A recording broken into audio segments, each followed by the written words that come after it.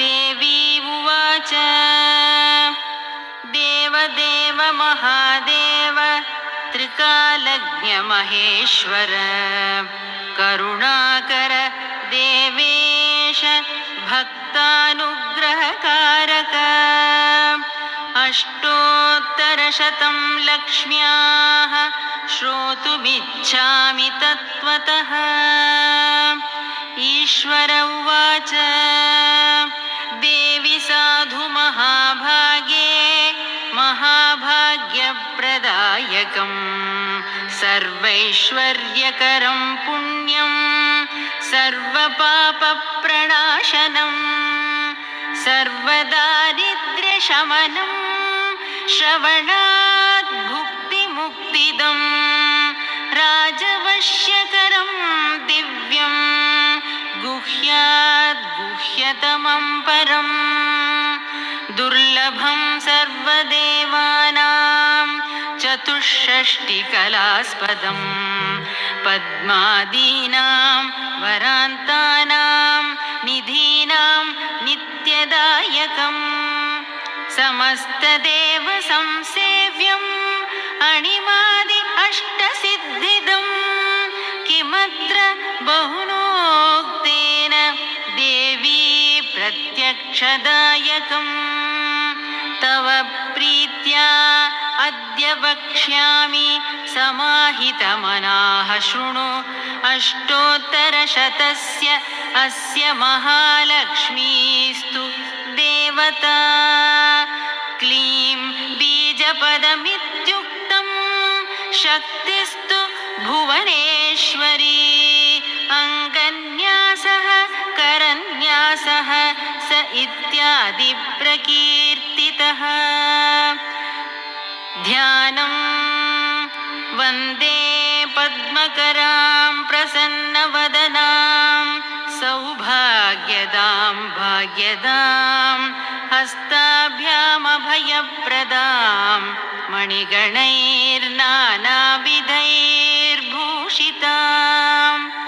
भक्ताभीष्टफलप्रदां हरिहरब्रह्मादिभिः सेवितां पार्श्वे पङ्कजशङ्खपद्मनिधिभिः युक्तां सदा शक्तिभिः सरसिजनयने सरोजहस्ते धवळतरां शुकगन्धमाल्यशोभे भगवति हरिवल्लभे मनोज्ञे त्रिभुवनभूतिकरि प्रसीद मह्यम् प्रकृतिं विकृतिं विद्यां सर्वभूतहितप्रदां श्रद्धां विभूतिं सुरभिं नमामि परमात्मिकां वाचं पद्मालयां पद्मां शुचिं स्वाहां स्वधां सुधां धन्यां हिरण्मयीं लक्ष्मीं नित्यपुष्टां विभावरीम् अदितिं च दितिं दीप्तां वसुधां वसुधारिणीं नमामि कमलां कान्तां कामां क्षीरोदसम्भवाम् अनुग्रहप्रदां बुद्धिम्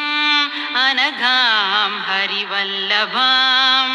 अशोकाम् अमृतां दीप्तां लोकशोकविनाशिनीं नमामि धर्मनिलयां करुणां लोकमातरम् पद्मप्रियां पद्महस्तां पद्माक्षीं पद्मसुन्दरीं पद्मोद्भवां पद्ममुखीं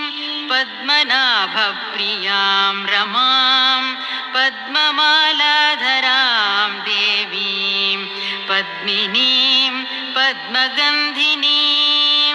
पुण्यगन्धां सुप्रसन्नां प्रसादाभिमुखीं प्रभां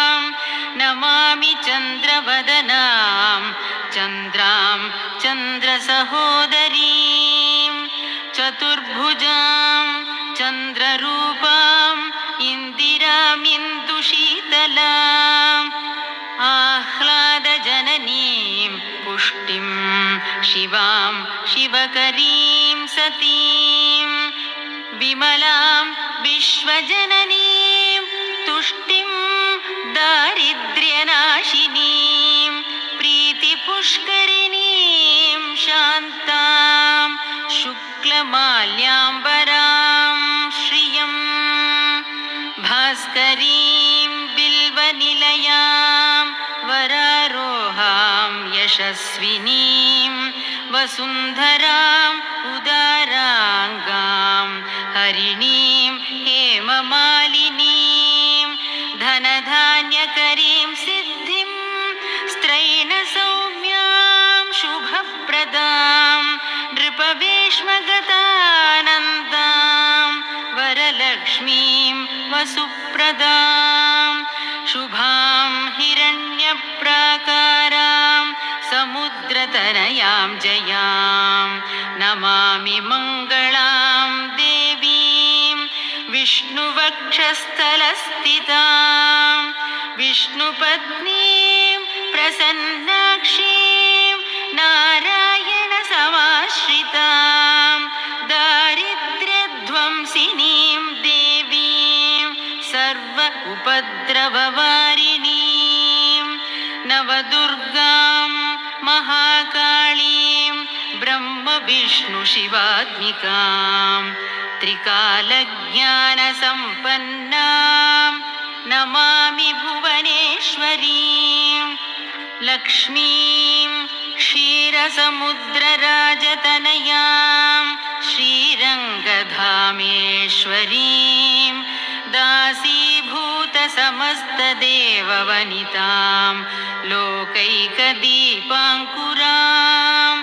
श्रीमन्मन्दकटाक्षलब्धविभव ब्रह्मेन्द्रगङ्गाधरां त्वां त्रैलोक्यकुटुम्बिनीं सरसिजां वन्दे मुकुन्दप्रियां मातर्नमामि कमले कमलायताक्षि श्रीविष्णुहृत्कमलवासिनि विश्वमातः क्षीरोदजे कमलकोमलगर्भगौरी लक्ष्मीः प्रसीद सततं नमतां शरण्ये लक्ष्मीः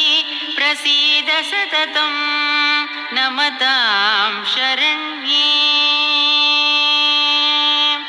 त्रिकालं यो जपेद्विद्वान् षण्मासं विजितेन्द्रियः दारिद्र्यध्वंसनं कृत्वा सर्वमाप्नोति यत्नतः देवी नाम सहस्रेषु पुण्यम् अष्टोत्तरं शतं येन श्रियमवाप्नोति कोटिजन्मदरिद्रतः भृगुवारे शतं धीमान् पठेद्वत्सरमात्रकम् अष्टैश्वर्यम् अवाप्नोति कुबेर इव भूतले दारिद्र्यमोचनं नाम स्तोत्रम् अम्बापरं शतं येन श्रियमवाप्नोति कोटिजन्मदरिद्रतः भुक्त्वा तु विपुलान् भोगान् अस्या सायुज्यमाप्नुयात् प्रातःकाले पठेन्नित्यं सर्वदुःखोपशान्तये पठन्स्तु चिन्तये देवीं सर्वाभरणभूषितां पठन्स्तु चिन्तये देवीं सर्वाभरणभूषितां श्रीलक्ष्म्यष्टोत्तरशतनामस्तोत्रं सम्पूर्णम्।